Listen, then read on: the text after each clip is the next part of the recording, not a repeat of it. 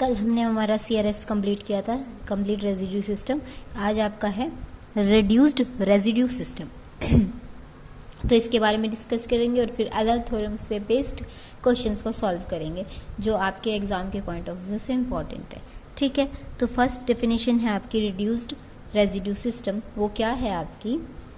Set of 5m integers whose list residue mod m are a1 a2 up to a of 5m in some order is called a RRS mod m। ठीक है, क्या बोला इन्होंने?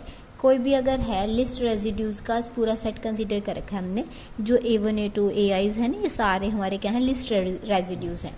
ठीक है, इन सबको हमने क्या कर दिया? कंबाइन करके एक सेट बना दिया। कोई भी ऑर्डर है, जिस ऑर्डर में हमने A1 A2 A3 को डिराइव किया है उसी ऑर्डर में उनका क्या बना देंगे? सेट बना देंगे। ठीक है, तो उस ऑर्डर को हम क्या बोलेंगे? हमारा reduced residue system with mode m। ठीक है, जहाँ पे सारे AIs क्या होंगे? पॉजिटिव इंटीजर्स होंगे, जो किससे लेस देन होंगे? हमारे जिससे हम डिवाइड कर रहे हैं हमारे डिवाइजर से, यानी मॉड m से, और सभी m के क्या होंगे? को प्राइम होंगे। को प्राइम होने का मतलब क्या है कि इन AIs की जो GCD होगी ना m के साथ, वो क्या हो जाएगी? 1 होगी। ठीक है, क्लियर है रिड्यूस्ड रेजिड्यू सिस्टम की डेफिनेशन। नेक्स्ट है, नोट डाल रखा है इन्होंने, इंपॉर्टेंट रिमार्क है, आपको ध्यान रखना है। If p is an odd prime then the set 1 2, मतलब p से सारी छोटी टर्म्स को अगर मैं सेट में डालूंगी तो वो हमारा क्या बनाएंगे? Reduced residue system. RSS नहीं, RRS। ठीक है, if p is an odd prime the set 1 2 up to p minus 1 is a reduced residue system with mod p। Clear है? नेक्स्ट है, if a1 a2 up to a5m is reduced residue system with mod m। अगर इस system की मैं किसी constant के साथ multiply करती हूँ, कब? जब उस कांस्टेंट की और m की GCD क्या रहेगी? 1 रहेगी। तब उस कांस्टेंट के साथ अगर मैं पूरे सिस्टम की मल्टीप्लाई करती हूँ तो पूरा सिस्टम फिर से हमारा क्या बन जाएगा? RRS। ठीक है, विद सेम मोड m। तो क्लियर है, ये डेफिनेशन थी आपकी, ये दो इसके ऊपर बेस्ड आपके रिजल्ट्स थे। नेक्स्ट आती है आपके पास एलर्स थ्योरम्स। ये इम्पोर्टेंट है, इसके ऊपर बेस्ड अब आपके एग्जाम्पल्स को करेंगे। ठीक है, क्या है Euler's theorem? If a is an integer and m is a positive integer such that a एंड m की GCD क्या रहेगी? 1, देन रिजल्ट क्या रहेगा? दोनों ही पॉजिटिव इंटीजर थे, दोनों की GCD 1 थी, तो रिजल्ट क्या होगा? a की पावर में 5m कॉन्ग्रेंट होगा किसके? 1 mod m के। 5m हम इस लास्ट वीडियो में सीख चुके हैं किस तरह से सॉल्व किया जाता है 5 of m को। क्लियर है? ठीक है, तो ये स्टेटमेंट हम हर बार अप्लीकेबल रहेगी हमारी, जब भी आपको बोल दिया जाएगा कि आपको एलर थ्योरम का यूज़ करके इस चीज़ को डिराइव करना है। क्लियर है? अब एग्जांपल फर्स्ट आता है, verify Euler's theorem for a is equals to 4 and m is equals to 7। अब a की वैल्यू दे रखी है और m की वैल्यू दे रखी है। फर्स्टली तो हमें क्या चेक करना है? जब आपको a और m गिवन होंगे और आपको बोल दिया जाए कि आपको एलर्स थ्योरम अप्लाई करनी है, तो वहाँ पे फर्स्टली हमें क्या चेक करना है कि इन दोनों की GCD हमारी क्या आनी चाहिए? 1 आनी चाहिए। तो ये तो एक प्राइम नंबर है, प्राइम नंबर की किसी दूसरे नंबर के साथ GCD हमेशा क्या रहेगी? 1। और दूसरे नंबर के साथ GCD 1 तो रहेगी, और 7 से जो छोटे नंबर्स होंगे ना, जैसे 6 था, 5 था, 4 3 2 1, और इनके साथ भी हमेशा GCD 1 रहेगी। प्राइम की दूसरे नंबर के साथ तो GCD 1 रहनी ही रहनी है, बट अगर वो नंबर किसी पर्टिकुलर जो प्राइम आपको गिवन है और दूसरा नंबर उससे छोटा है तो उसके साथ भी हमेशा क्या रहेगी? GCD 1 रहेगी। ये दो कंसेप्ट्स आपको हमेशा ध्यान रखने हैं। ठीक है, अब GCD 1 आ गई है तो हमारा एलर्स थ्योरम एप्लीकेबल होगा यहाँ पे। So by Euler's theorem we have a की वैल्यू सब्स्टिट्यूट की, a 5 of m था हमारा 7, कॉन्ग्रेंट है किसके? 1 mod 7 के। ठीक है, तो यहाँ से हमें क्या निकालना है? 5 of 7 की वैल्यू। अब 5 of 7 क्या है यहाँ पे? Prime number. प्राइम नंबर के लिए हमने एलर्स का रिजल्ट, एलर्स थ्योरम का, इससे पहले जो हमारा एलर्स फंक्शन होता है उसकी वैल्यू किस तरह से फाइंड आउट की जाती है किसी भी प्राइम नंबर के लिए, वो हमने कल रीड आउट कर लिया था। किस तरह से होगा? अगर कोई भी प्राइम नंबर है उसकी मैं 5 की वैल्यू निकाल रही हूँ तो उसकी जो एक्चुअल वैल्यू है उसमें से 1 को सब्ट्रैक्ट कर दिया जाएगा। यानी यहाँ हो गया है 7 - 1, क्या वैल्यू आई है 6। तो 6 यहाँ पे क्या हो गया है 5 of 7 की वैल्यू। इसको उठा के यहाँ सब्स्टिट्यूट कर देंगे, ठीक है। तो हमारे पास ये रिजल्ट आ जाएगा।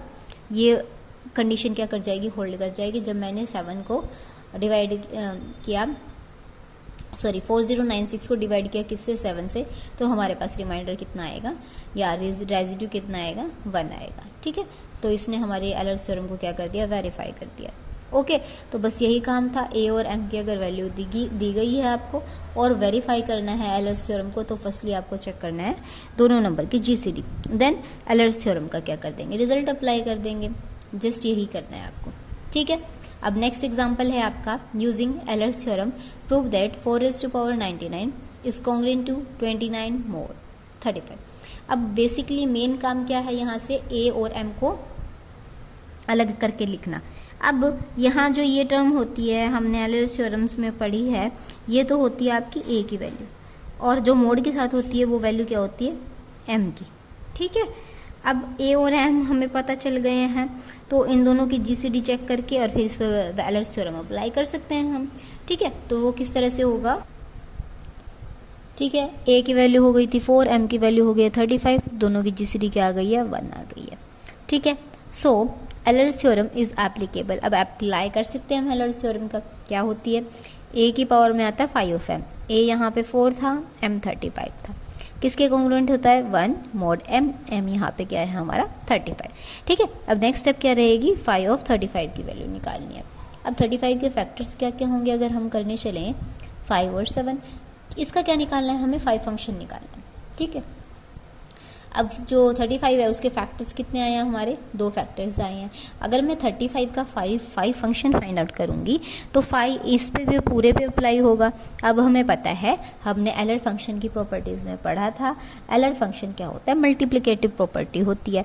अगर मैं उसको 2 फैक्टर्स की प्रोडक्ट पे लगा रही हूँ तो दोनों पे हमारा वो क्या हो जाएगा, अलग अलग एप्लीकेबल होगा, ठीक है। तो 5 of 35 हमारा किसके इक्वल आ जाएगा, 5 of 7 एंड 5 of 5, ठीक है। अब 7 भी यहाँ पे प्राइम नंबर है और 5 भी प्राइम नंबर है, तो 7 - 1 6, 5 - 1 4, 6 4 ज़ा 24। तो यहाँ वैल्यू सब्स्टिट्यूट करेंगे, 4⁻24 इज कॉन्ग्रुएंट टू 1 mod 35। ये हमारी सेकेंड इक्वेशन होगी, ठीक है। अब हमें जो 4 है ना उसकी पावर कितनी बनानी है, 99 बनानी है। तो 99 के नियर राउंड लेके आने के लिए हमें 24 की किससे प्रोडक्ट करनी पड़ेगी, ये हम चेक करेंगे। कैसे चेक करेंगे, 24 है और कहाँ तक पहुँचाना है, 99 तक। अब 24 की टेबल में 99 के अराउंड जो नंबर आता है वो कितने पे जाएगा आपका, आप करके देख सकते हैं, क्या हो जाएगा, अराउंड 4 जाएगी, ठीक है। कितना आ जाएगा 96, रिमाइंडर बचा 3, यानी 24 आपका कहाँ तक पहुँचेगा, 96 तक पहुँचेगा जब मैं थ्रू आउट द इक्वेशन यहाँ पे किससे प्रोडक्ट कर दूंगी, पावर 4 से, ठीक है। कमी कितने की रह जाएगी, पावर 3 की और कमी रह जाएगी, क्योंकि रेजिड्यू आपका कितना आया है 3 आया। तो एटलीस्ट हम 4 से मल्टीप्लाई करके 96 तक इसको पहुँचा ही सकते हैं। क्या किया, पूरी इक्वेशन के ऊपर दोनों ही जगह पावर 4 करती हमने, ठीक है। तो हमारे पास क्या आ गया, 4 की पावर में 96 इज कॉन्ग्रुएंट टू, अब 1 की पावर कितनी भी कर लो वो रहेगा 1, साथ में क्या था mod 35, ये इक्वेशन बन गई है थर्ड। अब 96 तो आ गया, जाना कहाँ है, 99 तक जाना है। कितने की एक्स्ट्रा नीड है, 4 की पावर 3, तो दोनों साइड उससे भी हमने क्या कर दिया, मल्टीप्लाई कर दिया। अब लेफ्ट हैंड साइड तो हमारे पास 4 की पावर 99 हो गया, यहाँ क्या हो गया है 4 की पावर में 3, ओके। तो क्या किया, अब इसको क्या कर दिया, एक्सपेंड कर दिया, 4 की पावर 3 क्या होता है 64।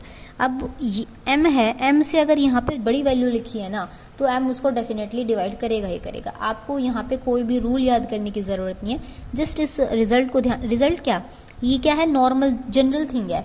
अगर m से बड़ी वैल्यू आपको यहाँ दिख रही है तो m उसको ओबियसली डिवाइड करेगा ही करेगा, ठीक है। तो यहाँ क्या किया, 0 कॉन्ग्रुएंट है किसके, इसका फर्स्ट मल्टीपल यहाँ लिख दिया हमने, इक्वेशन को सब्ट्रैक्ट किया, क्या आया 4 की पावर में 99, कॉन्ग्रुएंट हो गया किसके 29 mod 35। यही हमें क्या करना था, प्रूव करना था, क्लियर है। नेक्स्ट एग्जांपल है, using Euler's theorem find the remainder when 29 raised to power 202 is divided by 13, ठीक है।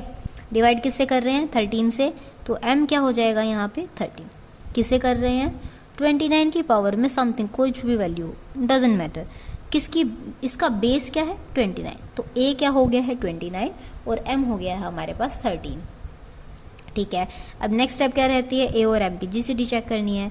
ये दोनों की जीसीडी चेक की, क्या आ गया 1, दोनों ही क्या है prime number. So by Euler's theorem a यानी 29 की पावर में 5 ऑफ m यानी 13 कॉन्ग्रेंट होगा 1 mod 13 के।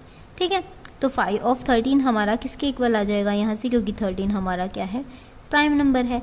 प्राइम नंबर के लिए एलर फंक्शन कैसे फाइंड आउट करते हैं, जो प्राइम नंबर की एक्चुअल वैल्यू है माइनस में 1 क्या आ जाएगा 12 आ जाएगा। तो 29 रेज़ टू पावर 12 कॉन्ग्रेंट है किसके 1 mod 13 के। ठीक है, ये इक्वेशन हो गई है सेकंड। अब हमें यहाँ से वैल्यू क्या आई है पावर में 12 से कहाँ पहुँचना है 202 पे, तो इसको कैसे करेंगे हम, वही जितना है एक्चुअल वैल्यू और जहाँ पहुँचना है उसको रखेंगे। अब इसको डिवाइड किया, कितना आया 1 पे गया 12 आ गया 8 2, कितने पे जाएगा 7 पे जाएगा, नहीं 6 पे जाएगा। ठीक है, तो थ्रू आउट द इक्वेशन हमने क्या कर दिया 16 पावर क्या कर दिया यहाँ रेज कर दिया। 12 और 6 का कितना होता है 72, 10 बच जाएगा, कितना दूर रह गया 10। ठीक है, अभी फिलहाल क्या कर दिया दोनों साइड 16 पावर कर दिया, 192 कॉन्ग्रेंट हो गया 1 mod 13 के। कितना और चाहिए 10 पावर और चाहिए। अब क्या किया हमने, ये से लिख दिया इक्वेशन को 29 की पावर 10 कॉन्ग्रेंट है 29 पावर 10 mod 13 के। ठीक है, अब यहाँ क्या किया है 29 किसके कॉन्ग्रेंट होगा 3 mod 13, क्योंकि 13 की टेबल में जो इसका नियर अबाउट फैक्टर आता है कितना आता है 26, और 26 29 से कितना दूर है 3 दूर है, तो 3 हमने यहाँ लिखा। ठीक है, अब इस इक्वेशन पे हमने क्या कर दिया दोनों साइड ही पावर कितनी रेज कर दी है 10 इस वाली पे फिफ्थ इक्वेशन पे, ताकि इसको हम इसके साथ कंपेयर करके यहाँ 29 की जगह पे हम क्या कर सके 3 कर सके, क्योंकि 3 की पावर सॉल्व हो सकती है इजीली। अब 29 की पावर 10 है, 29 को इतनी बार मल्टीप्लाई करेंगे सॉल्व करना ज़्यादा डिफिकल्ट हो जाएगा। तो 29 के प्रोपोर्शनल क्या है 13 का एक ऐसा फैक्टर आया डिवाइड करने के बाद जो हमें रेजिड्यू दिया। अब रेजिड्यू और जो 29 है वो एक दूसरे के प्रोपोर्शनल रहेंगे। ठीक है, अगर आपको कोई भी ऐसी टर्म दिखती है तो आप इसी तरह से करेंगे, जिस टर्म को आपको सॉल्व करना है और जिससे करना है उन दोनों को हम क्या करेंगे आगे यहाँ पे लेंगे और यहाँ पे लेंगे, और वो इसको डिवाइड करेगा, जो नंबर बचेगा वो आपका रेजिड्यू प्लेस पे आ जाएगा। ठीक है, उसकी हेल्प से आप इसको क्या कर सकते हैं रिप्लेस कर सकते हैं यहाँ से। ठीक है, तो यहाँ क्या हो गया 29 रेज़ टू पावर 10 कॉन्ग्रेंट है किसके 3 रेज़ टू पावर 10 mod 13। अब ये आ गई है सिक्स्थ इक्वेशन। पहले हमने कहाँ तक सॉल्व कर लिया था 29 की पावर में क्या आ गया था 196, कब जब हमने 16 पावर रेज कर दी थी, और कुछ इस तरह से थी बाकी इक्वेशन। क्या कर देंगे इन दोनों इक्वेशंस की प्रोडक्ट कर देंगे, यहाँ हो जाएगा 29 की पावर में 202 कॉन्ग्रेंट हो जाएगी किसके 3 रेज़ टू पावर 10 mod 13। अब इसको क्या किया इन्होंने एक्सपेंड कर दिया डायरेक्ट। आप डायरेक्ट एक्सपेंड करना चाहो डायरेक्ट कर सकते हैं, बट अगर आप इसको ब्रेक करके रखेंगे तो ज़्यादा इजी रहेगा। अब इतनी बड़ी प्रोडक्ट करने के लिए आपको टाइम ज़्यादा लगाना पड़ेगा। इससे बेटर क्या रहेगा कि हम क्या करेंगे 3 की पावर 3 कर दिया, 3 की पावर 3 की पावर 3 रख लो चाहे 4 रख लो, वो आपके ऊपर डिपेंड करता है। ठीक है, अब 3 की पावर 3 क्या होता है आपका 27, ये भी 27 और ये क्या हो जाएगा 81। ठीक है, अब 13 की टेबल में 27 के नियर अबाउट फैक्टर 26, कितना दूर 1, ये भी 1। ठीक है, अब 13 की टेबल में 18 के नियर अराउंड क्या वैल्यू 81 के नियर अराउंड क्या आता है 78, 13 6 78 होता है। 78 इससे कितना दूर 3 दूर, तो 3 mod 13। आप ऐसे करना चाहो ऐसे कर सकते हैं, फैक्टर ब्रेक करके चाहो फैक्टर ब्रेक करोगे तो ज़्यादा इजी रहेगा। इसकी पूरे के मल्टीप्लाई करेंगे फिर इसको इससे डिवाइड करेंगे फिर रिमाइंडर आएगा। डायरेक्ट ऐसे कर लो, 3 को हमने ब्रेक कर लिया 3 टाइम्स में, 3 की पावर 3, 3 की पावर 3, 3 की पावर 4, 27 कितना दूर था 1, 27 यहाँ पे भी 1, 81 3 था, सबकी प्रोडक्ट हुई क्या आ गया 3 आ गया mod 13। दोनों को क्या कर दिया कंबाइन कर दिया, तो 29 की पावर 202 किसके कॉन्ग्रेंट हो जाएगी यहाँ से 3 mod 13 के। ठीक है, यही हमें प्रूव करना था कि जब 29 की पावर 202 को हम 13 से डिवाइड कर रहे हैं तो रेजिड्यू कितना आना था 3 आ गया हमारा। ठीक है, ओके क्लियर है। नेक्स्ट एग्जांपल है अब हमारा नेक्स्ट एग्जाम्पल है, ये आपका डिफरेंट टाइप है। अभी तक जो किए थे हमने वो आपके नॉर्मल एग्जाम्पल्स थे, अब क्या करेंगे, कॉन्ग्रुएंसीज बेस्ड करेंगे। किस तरह से की थी, लीनियर कॉन्ग्रुएंसीज की थी ना हमने, AX कॉन्ग्रुएंट होता था B mod M के, तो उस टाइप के एग्जाम्पल्स को हम सॉल्व करेंगे एलर्स थ्योरम के हेल्प से। ठीक है, अब नेक्स्ट एग्जाम्पल है, solve the congruence 7x congruent है 4 mod 10 के। हम पीछे क्या करते थे, 10 का ऐसा फैक्टर यहाँ पे रखते थे, इसको और उसको ऐड करने के बाद 7 से डिवाइड कर देते थे, तो सॉल्यूशन डायरेक्ट आ जाता था। ठीक है, अब क्या करेंगे हम यहाँ पे इसको एलर्स थ्योरम की हेल्प से सॉल्व करेंगे। अगर वो नॉर्मल होता तो क्या करते, 7x कॉन्ग्रुएंट है 4 mod 10, 10 का फर्स्ट फैक्टर मैंने यहाँ ऐड किया, यहाँ 0 रखा, mod 10 क्या बन गया, 7x कॉन्ग्रुएंट हो गया 14 mod 10, 7 से डिवाइड किया, कॉन्ग्रुएंट है 2 mod 10 के, ये आ गया हमारा आंसर। अगर हमें डायरेक्ट सॉल्व करना है, अगर आपको बोल दिया जाए इस कॉन्ग्रुएंस को आप किससे सॉल्व करेंगे, एलर्स थ्योरम से, या फिर ना लिख रखा हो ना, तो आप मार्क्स पे ध्यान रखना। अगर मार्क्स दे रखा है आपको 1 या 2, तो आप नॉर्मली इस कॉन्ग्रुएंस को सॉल्व करेंगे, जैसे मैंने आपको साइड में सॉल्व करके बताया है। अगर मार्क्स दे रखा है आपको 4 या 5 around, maximum marks containing question में आ रखा है, यूनिट्स में आ रखा है, तो आप इसको क्या करेंगे, एलर्स थ्योरम की हेल्प से सॉल्व करेंगे। किस तरह से किया जाएगा, फर्स्टली वही काम, ये जनरल इक्वेशन क्या होती है हमारी, AX congruent to B mod M। हमें किस किस की वैल्यू चाहिए, एक तो A की वैल्यू चाहिए और M की चाहिए। अब इससे कंपेयर कर सकते हैं, X के साथ क्या टर्म है, A, और नीचे क्या है 7, तो A की वैल्यू क्या हो गई है 7। यहाँ M की वैल्यू क्या है, सॉरी M की जगह पे यहाँ क्या है 10, तो ये हो गया 10। 7 और 10 की GCD चेक करनी पड़ेगी, एलर्स थ्योरम लगानी है तो। ठीक है, तो 7 और 10 की GCD हमारी क्या आएगी, 1 ही आएगी ऑब्वियसली, 7 प्राइम नंबर है और दूसरा कॉम्पोजिट नंबर है, तो GCD आ गई है 1। So by Euler's theorem we have 7 raised to power 5 of 10, क्योंकि A की पावर में आता है 5 of M, A ये हो गया, M यहाँ हो गया, कॉन्ग्रुएंट है 1 mod 10 के। अब क्या फाइंड आउट करना है, 5 of 10। अब 10 के क्या बनाने पड़ेंगे फैक्टर्स, क्या क्या होते हैं, 2 और 5। अगर मैं 5 of 10 फाइंड आउट करूँगी, हमें पता है 5 जो फंक्शन है वो कैसा होता है, मल्टीप्लिकेटिव फंक्शन, तो 5 दोनों पे अलग अलग हो जाएगा। ठीक है, 5 of 2 क्या आ जाएगा, 2 - 1 1, 5 - 1 4, तो आंसर क्या आ जाएगा 4। तो यहाँ से 5 of M किसके इक्वल आ गया है, 4 के इक्वल आ गया। नेक्स्ट स्टेप क्या रहेगी, इस वैल्यू को उठा के यहाँ सब्स्टिट्यूट कर देंगे, क्या इक्वेशन बन गई, 7 raised to power 4 congruent to 1 mod 10। एलर्स थ्योरम का आपका यहीं तक काम था। अब आपको क्या करना है, उस कॉन्ग्रुएंस को, जो गिवन कॉन्ग्रुएंस है उसको सॉल्व करना है इस एलर्स थ्योरम के रिजल्ट की हेल्प से। ठीक है, कैसे करेंगे, ठीक है, तो यहाँ क्या करेंगे, अब यहाँ था 7 की पावर 4 और जो गिवन कॉन्ग्रुएंस है उसमें क्या है 7 की पावर 1, तो इन दोनों को आपको सेम बनाना है। पहले तो यहाँ 1 है, यहाँ 4 है, 1 4 से कितना दूर 3, तो पूरी इक्वेशन की हमने 7 की पावर 3 से क्या कर दी, दोनों साइड मल्टीप्लाई कर दिया। ठीक है, मल्टीप्लाई करने के बाद क्या किया, अब जो 7 की पावर 4 था किसके कॉन्ग्रुएंट था, 1 mod 10, तो यहाँ पे इसको क्या रिप्लेस कर देंगे, किससे, 1 से, तो 1x कॉन्ग्रुएंट है किसके, 7 की पावर में 3 4 mod 10। अब क्या किया, यहाँ पे 7 क्यूब था ना जो, इसको ब्रेक कर लिया हमने 7 स्क्वायर 7 और 4 से। ठीक है, अब 7 स्क्वायर क्या बन गया 49, ये क्या बन गया 28, अलग अलग फैक्टर्स हैं दोनों, और किससे कर रहे हैं हम इसको, 10 से। अब 10 की टेबल में 49 के पास क्या वैल्यू आती है, 50 आती है, 50 से ये कितना दूर, -1। ठीक है, 10 की टेबल में 28 के पास क्या आता है आपका, -2 आता है, वो सॉरी 30 आता है, 30 से ये कितना दूर, -2, -2 और -1 कितना आ जाएगा, +2, तो 2 mod 10। अगर आप इस तरह से सॉल्व करना चाहते हैं आपके कॉन्ग्रुएंस को, ठीक है, तो आपके ऊपर डिपेंड करता है, आप इजीली सॉल्व करना चाहते हैं, कॉम्प्लिकेटेड वे से सॉल्व करना चाहते हैं, मार्क्स के अकॉर्डिंग आप चेक कर सकते हैं। मार्क्स के अकॉर्डिंग तो यही मेथड अडोप्ट करना, अगर मार्क्स थोड़ा कम लगे तो आप टाइम सेविंग भी हो सकता है ना आपकी ट्रिक। ठीक है, एलर्स थ्योरम लगाने के बाद भी अगर आपको टाइम सेव करना है, आपके पास टाइम थोड़ा है, तो आप ये अडोप्ट कर सकते हैं। अगर आपके पास टाइम फुल है तो आप ये भी अडोप्ट कर सकते हैं। यहाँ क्या किया, इसका फर्स्ट फैक्टर कर लिया 7 की पावर 2, वो किसके कॉन्ग्रुएंट होगा, -1 के, बात वही है, बस मैंने इसको यही स्टेप्स में कवर कर दिया।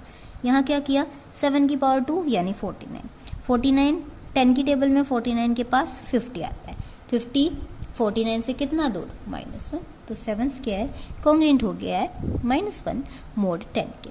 ठीक है, तो इस वैल्यू को उठा के यहाँ सब्स्टिट्यूट कर दिया, यहाँ क्या हो गया है, x कॉन्ग्रेंट है -1, ठीक है, जो यहाँ से आया है 7 × 4, 7 × 4 क्या आ जाएगा, 28, तो x कॉन्ग्रेंट टू -28 mod 10।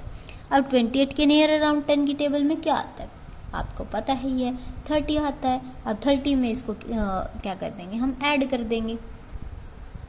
यहाँ क्या हुआ, 0 कॉन्ग्रेंट टू 30 mod 10, दोनों इक्वेशंस को ऐड किया, यहाँ क्या आ गया, x कॉन्ग्रेंट है किसके, 2 mod 10 के, तो x यहाँ क्या हो गया 2 प्लस में 10 के, जहाँ पे k कुछ भी हो सकता है आपका। ठीक है, तो इस तरह से आपको कॉन्ग्रेस से इसको क्या करना है, सॉल्व करना है, अगर वो x की टर्म्स में गिवन है।